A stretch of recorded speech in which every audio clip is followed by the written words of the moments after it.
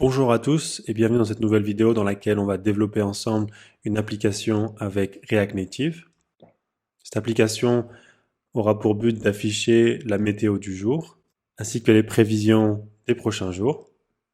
Pour accélérer le développement, on va utiliser Expo et vous allez pouvoir coder directement avec moi puisqu'on va utiliser Snack d'Expo qui est accessible directement en ligne. Avant de commencer, n'hésitez pas à vous abonner à la chaîne et à laisser un commentaire s'il y a des thèmes ou des concepts React qui vous intéressent et j'essaierai d'en faire une vidéo dans les prochaines semaines. Alors c'est parti, on se retrouve sur snack.expo.dev qui va nous permettre de développer notre application à l'aide d'Expo directement en ligne. Donc ici je vais commencer par changer le thème en dark theme.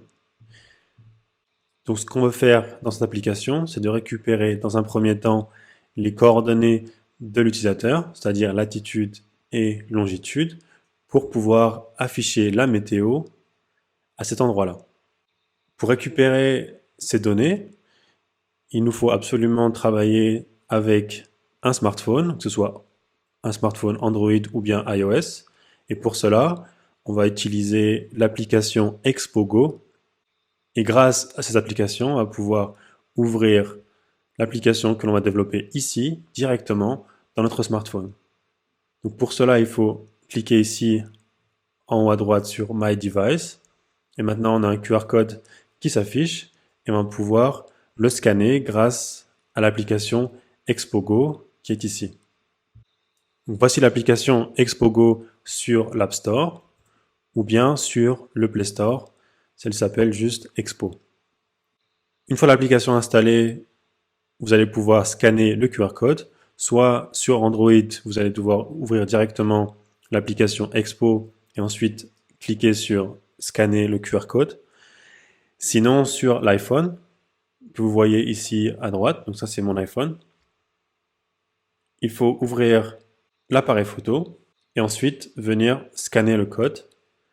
Et en haut, on va pouvoir taper sur la notification et l'application va s'ouvrir. Une fois l'application ouverte, on va pouvoir fermer cette partie de l'écran, ici en cliquant en bas à droite sur Preview. Ensuite, on va devoir installer quelques dépendances.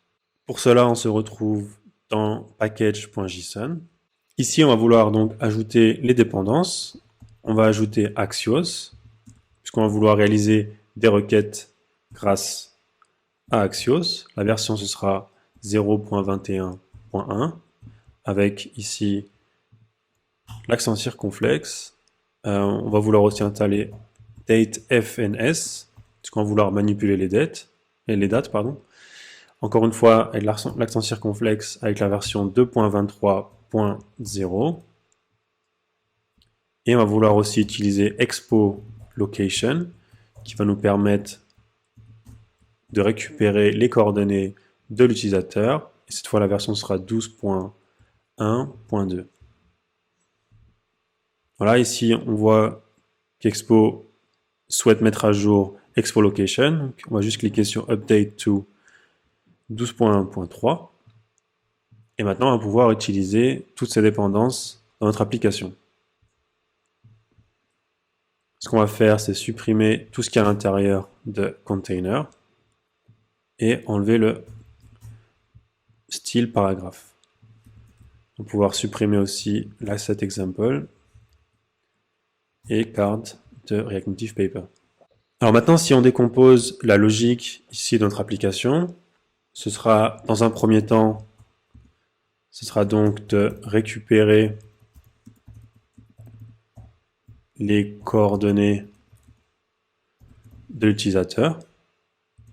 Une fois qu'on aura la position de l'utilisateur, on va pouvoir réaliser une requête vers notre serveur pour récupérer les données que l'on souhaite afficher. Et donc dans ce cas-là, on aura la ville, on aura la météo du jour, ou plutôt du moment, et on aura aussi des prévisions que l'on pourra afficher. Alors c'est parti. On va vouloir tout d'abord importer location depuis Expo location. Donc on importe tout depuis cette librairie Expo Location et on va vouloir s'en servir ici pour récupérer les coordonnées de l'utilisateur. On va vouloir récupérer ces données au moment où le composant va être monté, c'est-à-dire va être créé. On va donc, dans ce cas-là, utiliser useEffect. Donc, comme on importe ici avec l'étoile, on va utiliser react.useEffect. On pourrait aussi l'importer grâce aux accolades, donc useEffect, comme ceci. Et ensuite, on va pouvoir utiliser useEffect. Donc, on a la fonction en premier paramètre. Et en deuxième paramètre, on a un array dans lequel on va mettre les variables. Et lorsqu'une de ces variables va changer, alors cette fonction sera appelée. Dans notre cas, on veut juste que la fonction soit appelée une seule fois, au moment où le composant sera créé. Donc on laisse le tableau ici vide.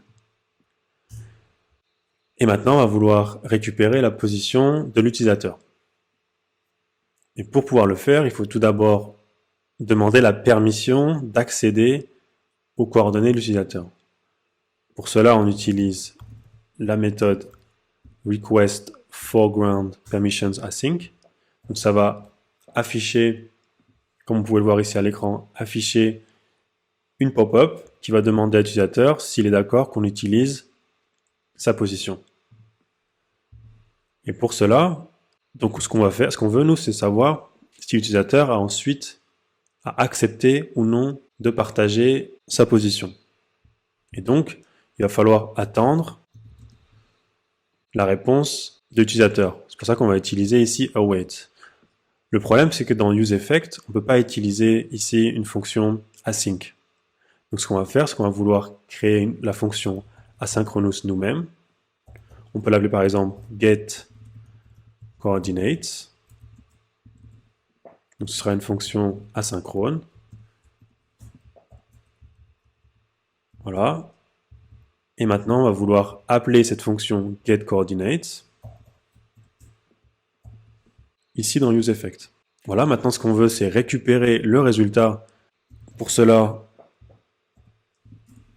on va déstructurer la réponse. Ou plutôt ce sera const.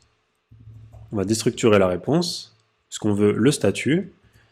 Et ce statut, on va ensuite vérifier que celui-ci est bien égal à granted. Et si ce n'est pas le cas, donc si c'est différent de granted, alors on veut ne rien faire. Donc à ce moment-là, on pourrait bien sûr afficher un résultat au niveau de l'écran, pour dire à l'utilisateur, veuillez accepter de partager votre position, sinon l'application ne marchera pas correctement. On ne va pas gérer ce cas, mais pour une application professionnelle, bien sûr, il y aurait ce cas à gérer. Maintenant, admettons que l'utilisateur a bien accepté de partager sa position. Maintenant, ce qu'on veut, c'est récupérer cette position. Et encore une fois, on va utiliser location. Cette fois, là sera la méthode getCurrentPositionAsync. Et encore une fois, on va devoir attendre de récupérer le résultat. Et on va vouloir récupérer la position que l'on peut appeler location. Maintenant, on va vouloir utiliser cette position. Donc, on va devoir garder cette position en mémoire, que ce soit dans Redux, par exemple, ou bien ici, tout simplement, dans le state du composant app. On va donc devoir créer un state, et pour cela, on va utiliser le hook useState, qu'on importe depuis React. On va donc créer notre state, que l'on peut appeler location. Ici, ce sera setLocation qui va nous permettre de modifier notre state location. Donc, use state location sera nul au départ. Ici, on peut renommer en user location et on va utiliser setLocation user location. Maintenant, pour vérifier que tout ça fonctionne correctement, on va pouvoir afficher la position de l'utilisateur. Donc on peut utiliser le composant texte de React Native qui est déjà importé. Et on va afficher ici location.cohorts.latitude. Donc ici, on a une erreur puisque on ne peut pas afficher location.cohorts puisque au départ, location est nul. Donc ce qu'on va vouloir faire, c'est vérifier que location ne vaut pas nul. Et sinon, on va afficher, on peut récupérer en fait tout ça ici. On va afficher un message d'erreur.